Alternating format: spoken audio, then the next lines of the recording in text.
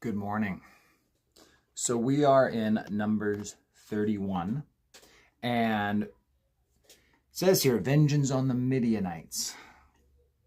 So the Lord said to take vengeance on the Midianites for the children of Israel. Afterward you shall be gathered to your people. So he says to Moses. So this is one of the last things Moses needs to do.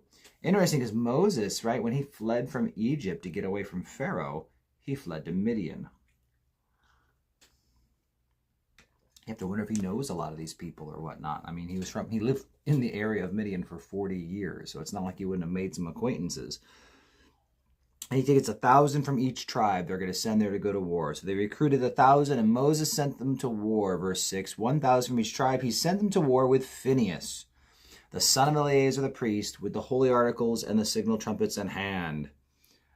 I was just with Pastor Dallas yesterday, and he makes the joke that Phinehas was filled with the Spirit. If you know Phinehas, and you get the joke. They warred against the Midianites, just as the Lord commanded Moses. They killed all the males. They killed the kings of Midian. Names off all these guys here, the 5 kings of Midian. And Balaam, the son of Beor, they also killed with the sword. So remember Balaam from just a handful of chapters back. Back there, just you see him disappear. You don't hear what happens to him. In the New Testament, we're told that he's the one who taught these guys how to cause Israel to stumble. Well, he ends up getting killed in the process of all this. And so, yeah, they took captives, they burned everything up, they got rid of the Midianites. And as they return in verse 20, they brought the captives, the booty, the spoil to Eleazar and all the congregation. But Moses was angry, verse 14, with the officers of the army and with the captains over the thousands, the captains of the hundreds who had come from the battle. And Moses said, have you kept all these women alive? Look. Oof. There's a big section here. These women caused the children of Israel through counsel of Balaam to trespass against the Lord in the incident of Peor. And there was a plague among the congregation. Now, therefore, kill every male among the little ones, and kill every woman who has known a man intimately. But keep alive for yourselves the young girls who have not known a young man intimately. This is fun to explain always. And as you remain outside the camp 7 days, whoever has killed a person, who's ever touched a slain, purify yourselves, purify every garment, everything, of goat's hair, everything of wood. Now,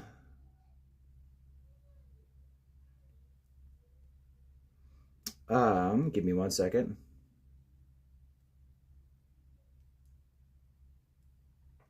So they're killing off all of the Midianites. Now,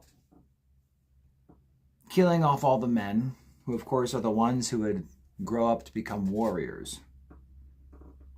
And it talks about all the young girls who have not known a man intimately. Well, this would have been really young in that culture. 12 and 13-year-old girls. In fact, it's kind of gross by our standards today, and just in general, I guess, too. If you see in some of the Islamic culture, marrying off young girls who are under 10 years old. So they'd be keeping alive the young girls and then purifying themselves in the end. What we need to remember is with this group of people, again and again in the Old Testament, there were these accounts with the Canaanites and at other times where God did command to kill every man, woman, and child. They killed everybody. They wiped them all out. And sometimes that's hard for us to understand.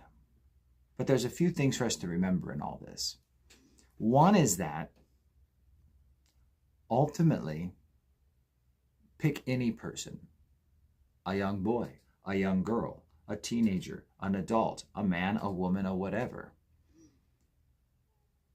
God knows not just the perfect future knowledge, but there's what's called even like the middle knowledge.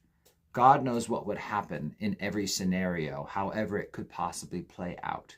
And so, no matter what would happen, if they followed the Lord, if they didn't follow the Lord, if they were going to make good choices, bad choices, all these choices.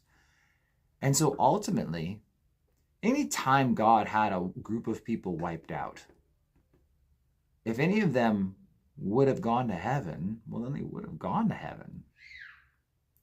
They got caught up in the mix somehow and they got wiped out. Well, they just went straight to heaven, and that's not a bad deal. But if the opposite is true, well, isn't it wrong that the all-knowing God had a young child killed? Well, if the child was going to grow up an unbeliever and do wicked things and promote sin in the world, then actually getting rid of them sooner than later is actually a merciful thing to all of us. Well, blah, blah, blah. But remember, it's an all-knowing God making this decision. It's the God who does know the future, the God who does know all the what-ifs. And so it's hard for us because we have finite minds. And sometimes it's hard to imagine how God could do some of these things. But again, but God knows how everything would play out.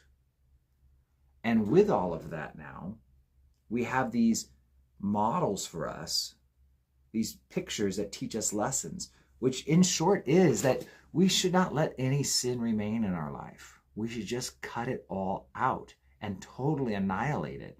And sometimes we want to take pity on some stuff. You know, oh, my old DVD collection. I spent a lot of money on those movies. But it's like sinful filth that there's no reason we need to keep hold of anymore.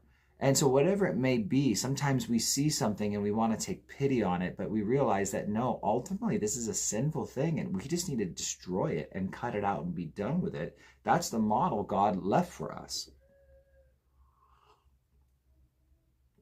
So trust me, I get it, that it's confusing and hard. And here, actually, what's interesting is people thinking, oh, well, God let certain people, well, he let some live. He didn't let some live at Jericho.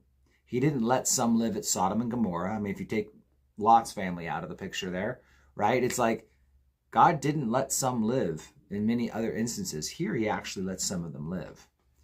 And so, again, perhaps God knew. Perhaps God knew that there would be some that would be able to do good or some that able to turn and whatnot. But anytime there are these confusing situations where it's hard to understand, how could God, have them wipe everyone out? Well, again, because God knows the end from the beginning. God knows the evil and the horror that maybe would have been brought if those people had been allowed to live. We don't. And so sometimes it's just good to trust God, even when it's confusing and hard. Even when I can't fully understand why, but it is clear what.